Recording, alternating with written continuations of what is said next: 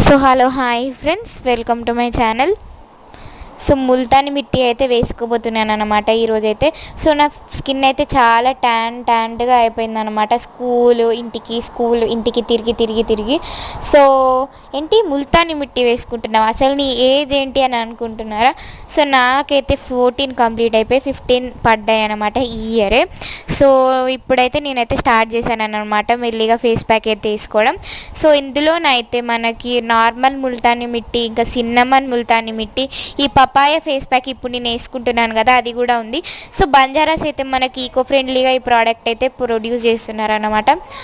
So like ఎన్ని medical store are ఎన్ని Kangen hall అయితే మనకి ఇదైతే ఉంటుందన్నమాట.